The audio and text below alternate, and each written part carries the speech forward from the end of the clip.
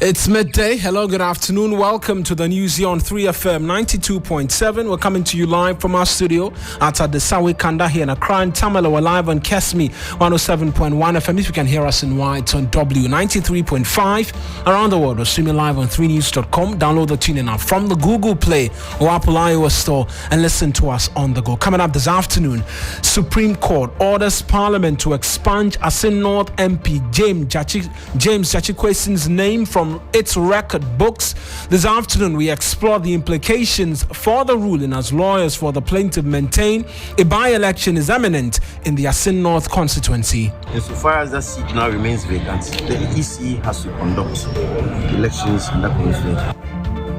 Also this afternoon, former Capital Bank CEO Akua has until 1 p.m. today to pay 60 million cedis, or the state asks the court to have him imprisoned immediately. Much later, brace up to pay more for electricity as Public Utilities and Regulatory Commission PURC approves an 18.36% increase in electricity tariffs for the second quarter of the year. We hear from the PURC on reasons for the latest increase amidst unchanging workers' salaries. The justification is that there have been an upward adjustment in fuel prices for about 6.9%. Details of these stories and a lot more if you stay with us for the next 30 minutes.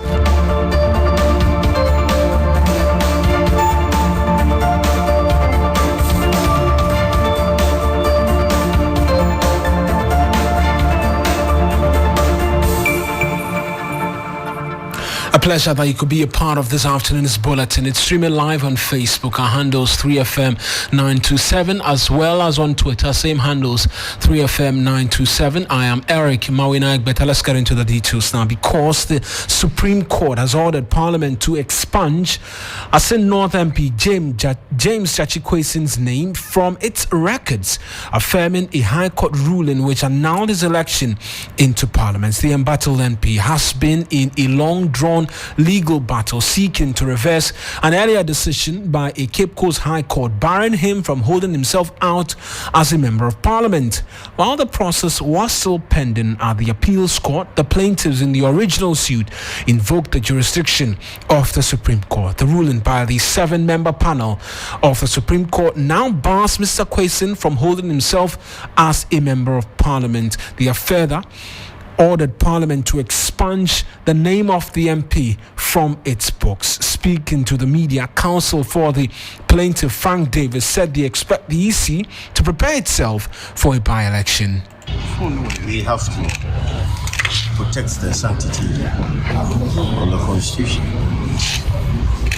We are gratified that the law lords, all the 7 of them, have agreed unanimously with the position we have held all along, that at all times material, James Jachikwesin was not qualified under the dictates of the Constitution of the Republic to have contested as a member of Parliament for the Asin North constituency. It's been a long road. The Lord attests to the number of times we have paraded the problems. But today, finally, the judgment has been rendered, and we have a clear indication as to what the provision on dual citizenship is in respect of the contest for member of Parliament. Take consequence of the beliefs that we sought in the Supreme Court. If he wasn't qualified to have contested as a member of Parliament, of course, the necessary inference is that whatever happened was null and void and of no legal effect whatsoever. So Parliament cannot still keep his name on their books. It's a necessary consequence, but of course the order has to be drawn and served on the Speaker, and his name will have to be expunged. I mean, your client is a constituent. I mean, it means that he's looking forward to the EC, once that order is drawn up, the EC taking steps for the effective by-election to take place. That is the constitutional injunction of the EC. So my client is not looking forward to anything. The EC will have to comply. Insofar as that seat now remains vacant, the EC has to conduct elections in that constituency. So That's Frank Davis, his lawyer for Akua, the plaintiff in the suit. Lord Idwasare is my colleague in the court. He's joined us on the telephone lines for a lot more. Lord, in plain words, what does this mean for the Asin North MP James Jachikwesin? Well, Mawuena, so by the ruling of the Apex Court, it means that James Jachikwesin can no longer hold himself as a member of parliament of the Asin North, since the court ordered the parliament, the House of Legislature, to expand its name from the parliamentary record. Now, if you'd recall, last year, Michael Nkoman had a belief that he had applied to the Supreme Court and was hoping for a proper interpretation. Now, while reading the judgment, Justice Jones Doche noted that he was not qualified. I'm talking about Justice Equation. He was not qualified as a member of parliament, or he wasn't qualified to contest on the seat, since he had not proved beyond reasonable doubt that he held no dual citizenship. Again, so in that respect, he was ruled as not being unconstitutional and not qualified. Again, Nkoman also applied that it should be interpreted as to his grounds for wanting to. Hello, Yes, I can hear you, Lord. Okay, so again, the Supreme Court ruled that the Electoral Commission should have done further checks, since Jachikwesin could not prove that he had, at the time of filing the contest for the seat, he was only a citizen of Ghana. And because he could not prove it and the election went ahead and he contested, that was unconstitutional. And so this and other relief sought by Nkoman was granted. 4 of them was granted by the Apex Court. And as such, as it stands now, looking at the way things are going, will mean that the Electoral Commission will have to hold another election, since Nkoman can no longer hold himself as MP. It essentially means that seat has been declared vacant. Right. We know that we've heard from lawyers of the plaintiff, Frank Davis, speak to the narrative that the EC should take up the process to organize a by-election. Who else was there and has been supporting this call? Yeah, so Justice Kwesi himself was around, and then we had the director of elections for the NPP, Evans Malcolm, who I spoke to. Let's hear him out, because he was talking about the fact that they are preparing and had indicated to the EC as far back as July last year. Let's listen to him. Told as far back as July 28, 2021 by the High Court of Cape that the EC should conduct a fresh election to elect member of parliament. So that's Evans Nimako saying that they've alerted the EC as far back as July of last year. But what was the demeanor of Mr. Jachikwesin having to hear the Supreme Court pronounce that he can't hold himself as an MP and effectively his name be expunged from the records of Parliament?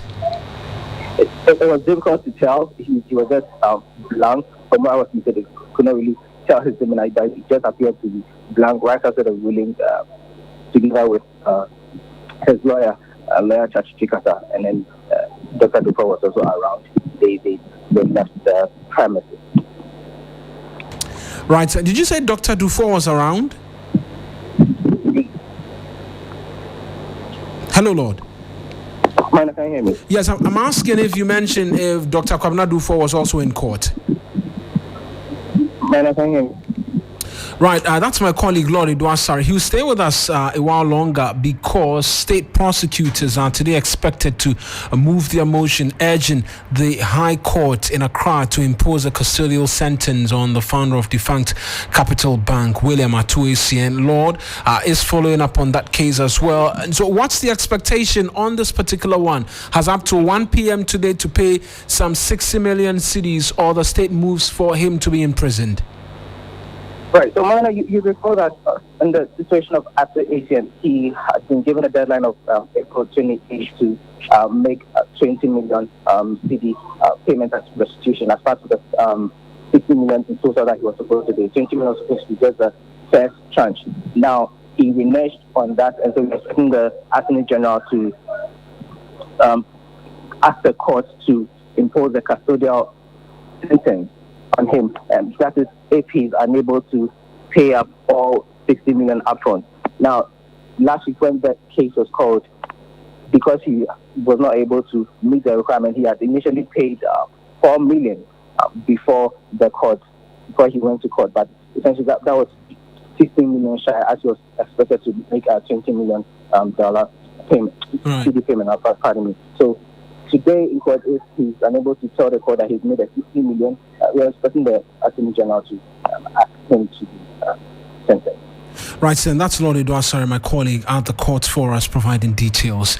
And you're listening to the news here on 3FM 92.7. There'll be a lot more on this Supreme Court ruling on the Asin North MP James Chachikwesin if you stay with us here on 3FM 92.7. But we move away from this and expect to pay 18% more for the electricity in your home or at your place of work starting from June. That's because the Public Utility and Regulatory Commission, the PURC, has approved an 18.36% increase in electricity tariffs. According to the Commission, the review of electricity tariffs has become necessary to maintain the real value cost of the supply of the utility services and for ECG to recover losses while ensuring they do not over-recover their losses. My colleague Grace Hamuachiman has been looking at the content of the report and put this report together.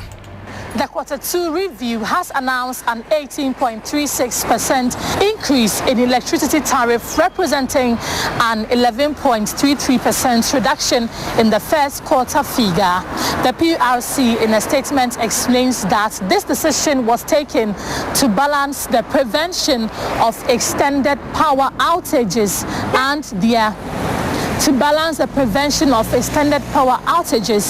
their adverse implications on jobs and livelihoods, while minimizing the impact of rate increases on consumers. The utility regulator says it's considered factors including the CD-dollar exchange rate, inflation, electricity generation mix, and the weighted average cost of natural gas. The Q1 tariff review led to a 29.96% increase for electricity and 8.3% for water in February. Grace Hamwa, Ajuman, Accra. That's my colleague Grace Hamuachiman with some details there. But it's been barely 3 months since the last tariff review was announced by the PURC on February 1, 2023. Electricity tariff, as Grace mentioned, went up by some 29.9%, with that of water also increasing. The PURC, meanwhile, has been justifying the latest increment. The justification is that there have been an upward adjustment in fuel prices for about 6.9%. And then exchange rate has also gone up by about 20.58%. That's the depreciation of the currency from what we did the last trip up to now. The last time when we used 10 cedis, 54 pesos to the dollar. Now we're using 12 cedis, 71 pesos to the dollar. So that's about 20.58% difference between them. So based on these two factors alone, the tariff adjustment had to go up. But for a while, the cedi has been performing relatively well against other major trading currencies, and so people would want to see a decrement, more like.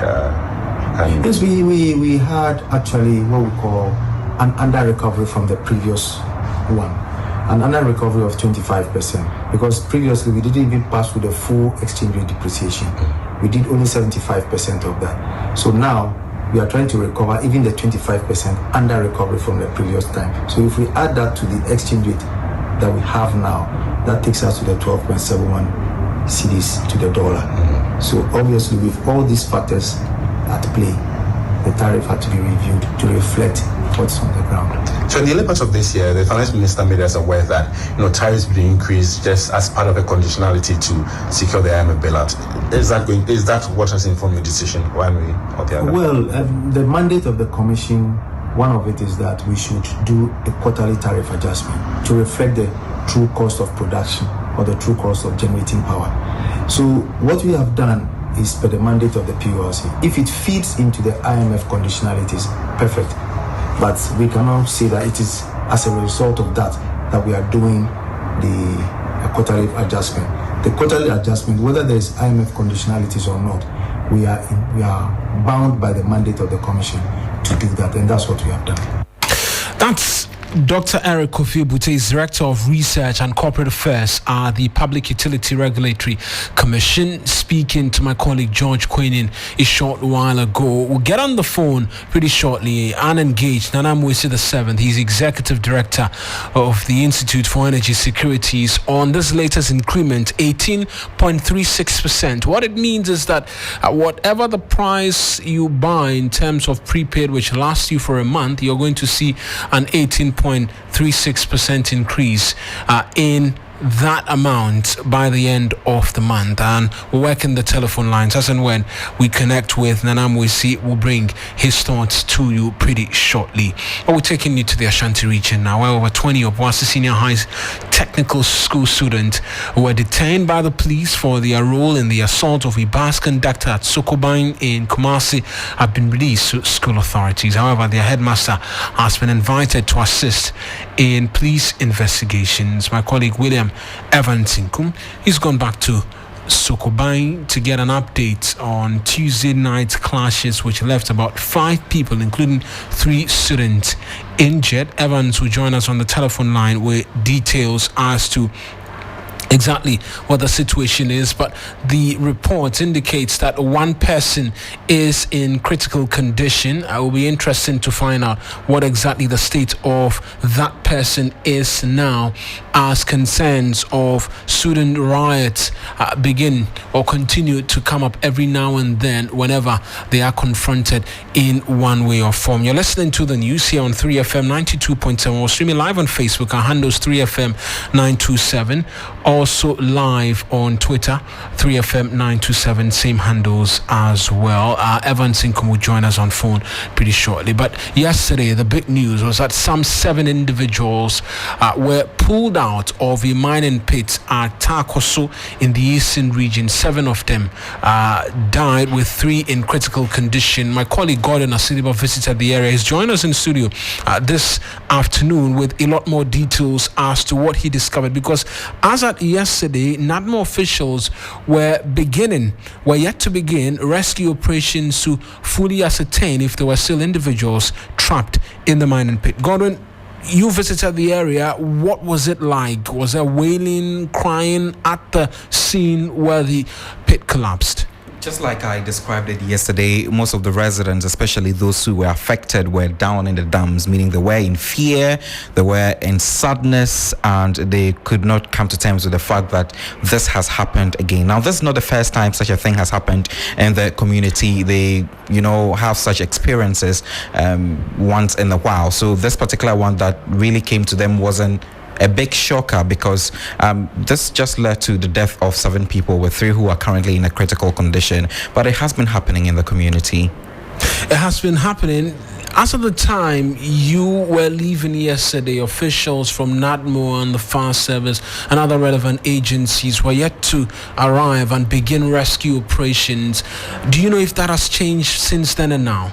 There was just an individual from NADMO who was there to ascertain the situation before he calls on other officials to join. Now, I asked him why it had to take such a long while, because he told me that they got the information around 9 p.m. on Monday evening that such an incident had happened in the community. It was on Tuesday noon when I was engaging him. He was the only NADMO official in the premises, and I had to get some answers from him as to why it had to take time for NADMO officials to come in with equipment to, have a rescue operation there to know if people are still stuck under the debris or not. But he told me that he was just sent by an official to come there and check on the situation to know if indeed such an incident that they have heard had happened or not. And indeed it had happened, but as of the time I was leaving the premises, we were waiting for other NADMO officials to come join to see if there would be a rescue operation or not. I left there somewhere around 5 p.m. in the evening, and I can still confirm to you that the NADMO officials have not conducted any rescue operation there. Families obviously were traumatized, left sad. You engaged some of them. What did they tell you? There was this woman that I engaged who has been married to one of the deceased for 27 years. They have 4 kids together, and Esther was wailing. She couldn't control her tears when I was speaking to her, and she was thinking largely about how she's going to cater for the kids because she's just a kinky seller in that community. So let's listen to what she has been saying.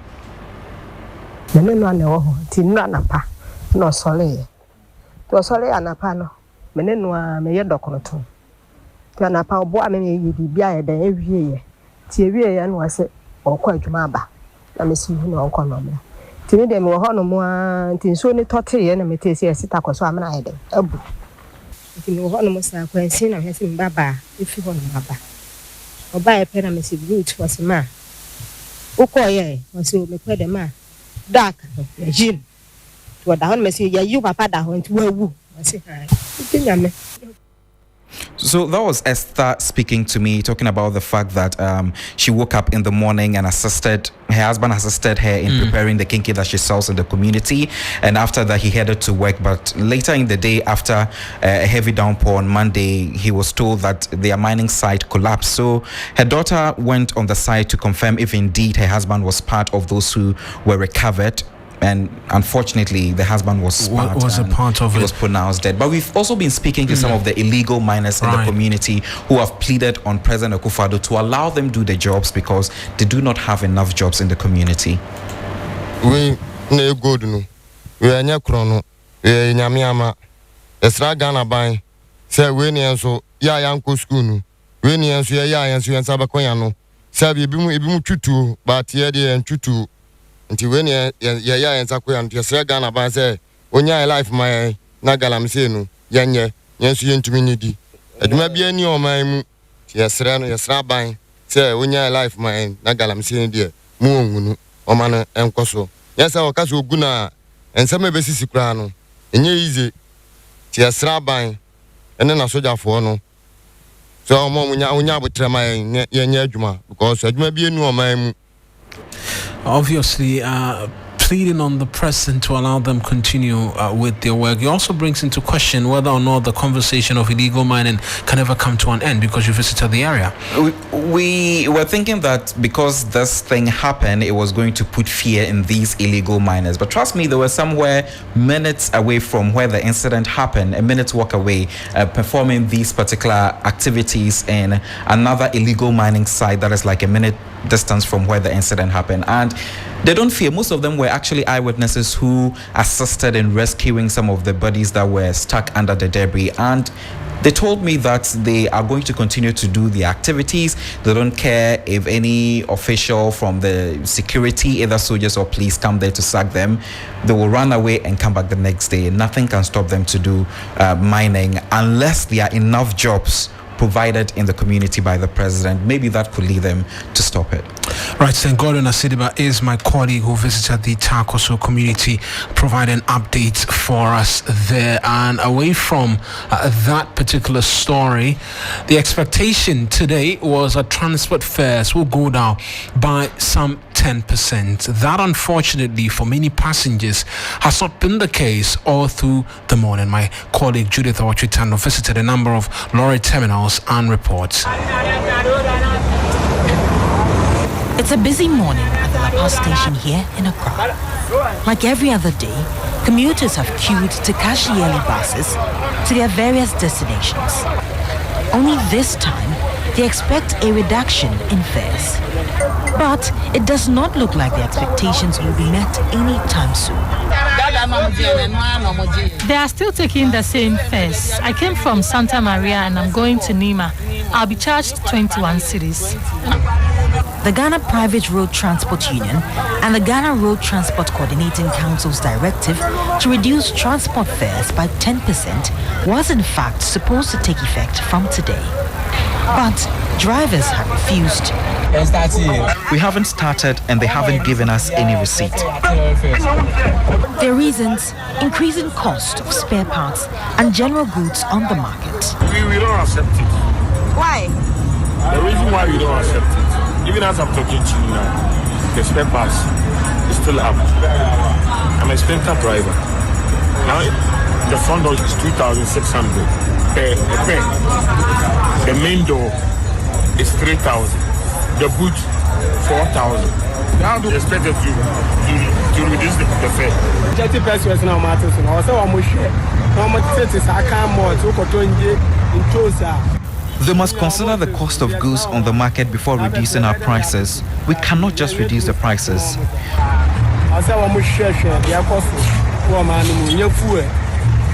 And like always, passengers will have no choice than to bear the brunt.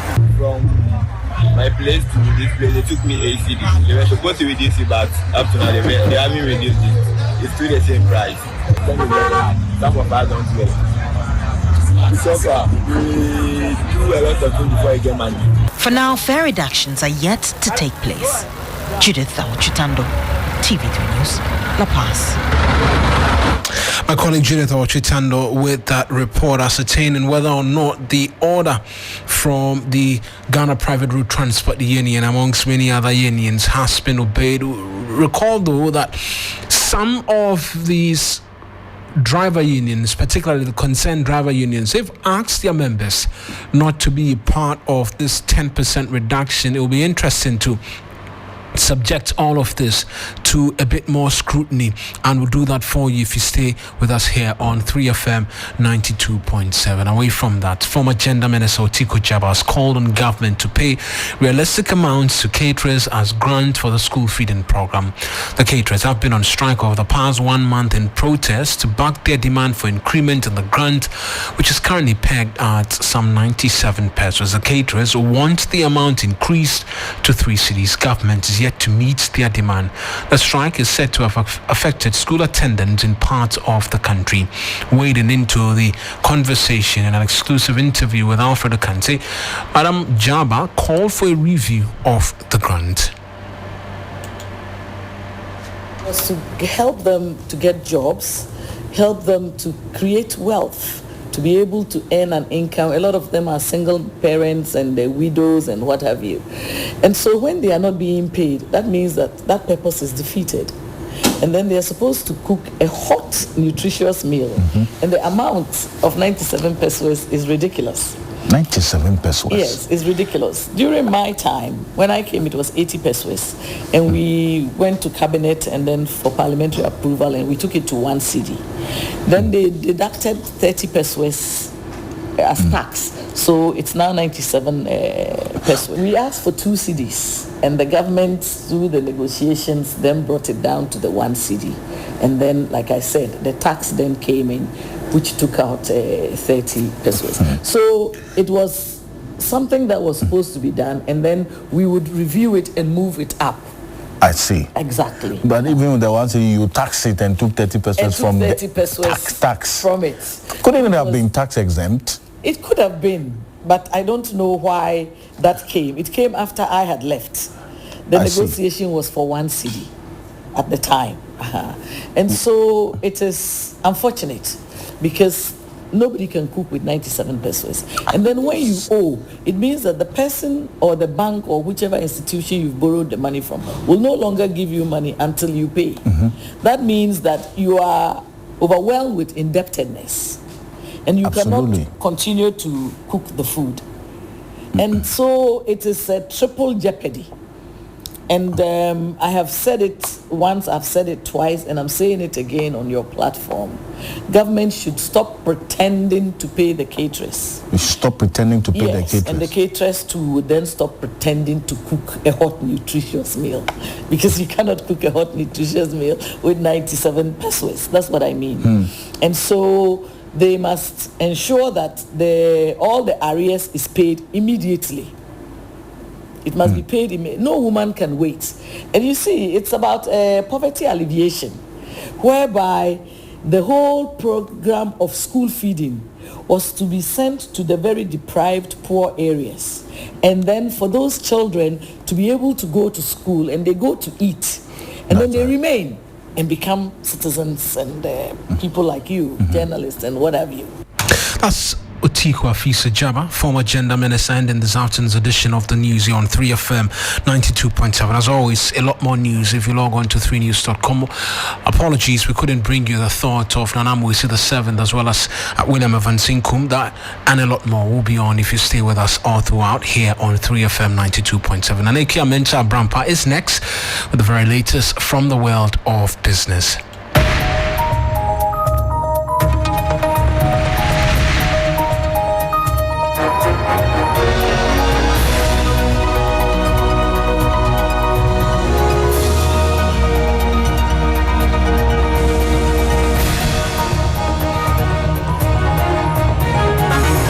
After several months of waiting, the die is finally cast, and Ghana is on course to receiving the $3 billion deal from the International Monetary Fund. It's been a painstaking exercise by Finance Minister who swore never to go to the international. A very good afternoon to you, and thank you for joining us on Business Daily. This afternoon, Executive Board of the International Monetary Fund to vote on Ghana's bailout program in some few hours. Also, producer inflation increases by 43.9%, representing a 2.1 percentage point increase in producer inflation, which is relative to the rate of the March figure. I'll be telling you more about that. And other road transport operator groups ask members to ignore the 10% reduction in transport fares effective today. We also have some details on that. You would want to stay with us.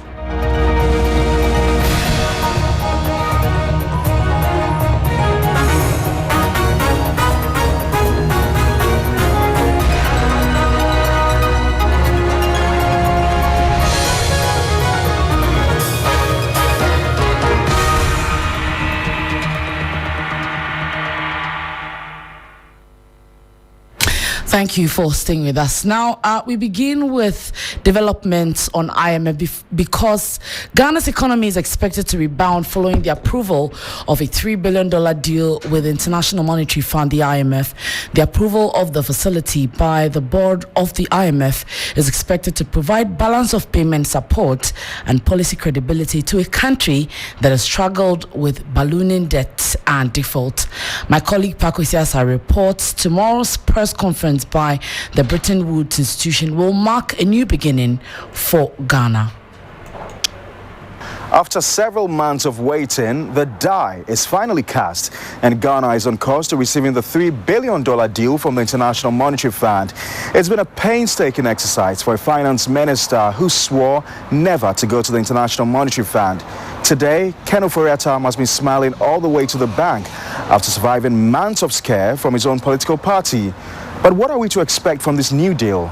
Dr. Joab Deborah is a banking consultant. This is a good news, and my expectation is that a lot of things are going to happen. One, the CD is going to be a booster to the CD stability, and then it's going to create confidence.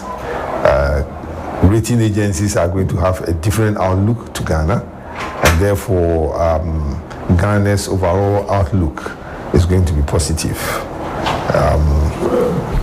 But more to it is that Ghana will be able to begin to plan and then look at, because once confidence around the economy is beginning to pick up, it helps the government to be able to plan and plan well. So basically, it's a good news. And my expectation, like I said, is that we will see approval first.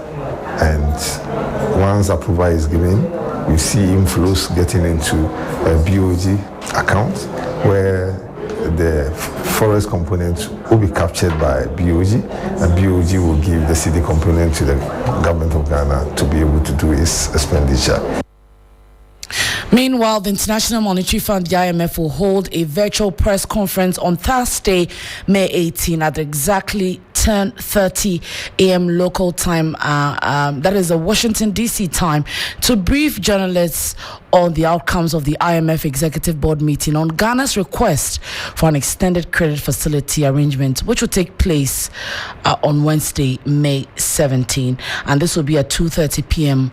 Ghana time. So earlier in the day, I'm sure some few hours to that particular one, and expected that press briefing as Stefan Rudet, IMF Mission Chief for Ghana, Ken Ofori-Atta, Minister of Finance, Ghana, Ernest Addison, Governor of the Central Bank of Ghana, and Tatiana Musod, Senior Communications Officer of the IMF, will keep you posted on developments on that particular meeting. But talking about the IMF, the policy rate also comes to play, and there are some indications the Bank of Ghana may hike the monetary policy rate again to help tame inflation faster as it begins its monetary policy committee meeting today.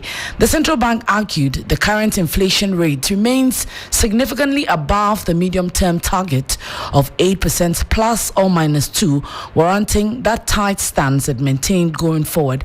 Inflation dropped to 41.2% in April from 45% in March, and industry players, however, anticipate a reduction in policy rate as the Monetary Policy Committee starts its meetings today ahead of the announcement on Monday, May 22. But with increase in taxes as well as transport costs, among others, some are of the opinion that the Bank of Ghana should at least maintain the policy rate. But we'll see how that goes as the meeting begins today for the announcements to be made on Monday. Meanwhile, the Greater Accra Regional Chairman of the Association of Ghana Industries, AGI, Chonam Akpelo, is calling for a more proactive and innovative approach to dealing with inflation in the country. The Bank of Ghana has over the period increased policy rate to address the continuous rise in inflation. But Mr. Akpelo believes this approach only makes cost of borrowing expensive for the private sector without addressing the challenges. Different solutions should be preferred. We want to see the central bank to be more innovative. They should come up with different ideas about tackling inflation rather than increasing monetary rate. In the wake of the continental free trade, you have to realize that we're all in the same market of about 1.2 billion people in Africa competing. And so if your bank loans are so high, the rate at which you're borrowing are so high, you're naturally not going to be able to compete in that market. And we're asking our leaders to be very sensitive to this subject and ensure that they do everything they can to promote local industry.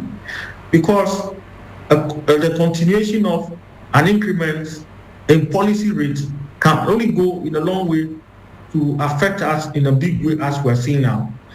But our prayer is that if the money from the IMF is realized, then it will come handy to cushion the economy in a way that things will be more stabilized. And that was the Greater Accra Regional Chairman of the Association of Ghana Industries, Chonam Akpelo there. I'm talking about inflation. Well, producer inflation has gone up. We're looking at a 43.9%, representing a 2.1 percentage point increase there. And this rate was what was recorded in the month of April compared to the March figure, which was 41.8%. So we're seeing a 2.1 percentage point increase there. And the rate of construction also increased to 20.9% in April from 18.5%, which implies that prices on construction items are likely to shoot up because it has gone up in the month of April, and I'm sure it's still seeing an upward trend in this month of May as we await on the statistical service to give us more information on that. Electricity, gas has also seen 59%, transportation and storage also at 58.9%, and information communication activity also recording lowest at 11.8%. And just before we go, the Ghana Committed Drivers Association and the International Drivers and Road Transport Union of TUC have kicked against plans to reduce transport fares by 10%. Earlier, the GPRTU indicated that the reduction will take effect from today, which is Wednesday, due to the drop in the cost of fuel in the country. However, the groups opposed to this, arguing that they are not able to break even with the current fares. Hence, a reduction will be detrimental on or to their operations. They argue that the recent increase in Unified Petroleum Fund from 47 pesos to 75 pesos per litre on petrol and diesel, and fuel marketing margins from 4 pesos to 9 pesos per litre on petrol and diesel.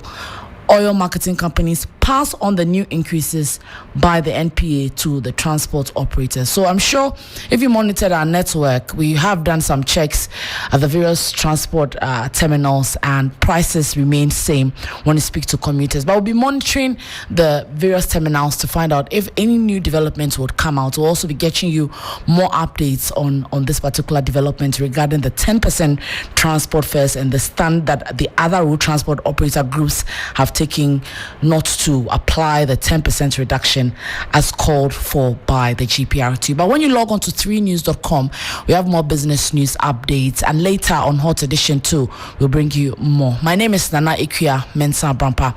Enjoy your lunch, and Black Rasta is back. Accra gets busy on this frequency, 92.7.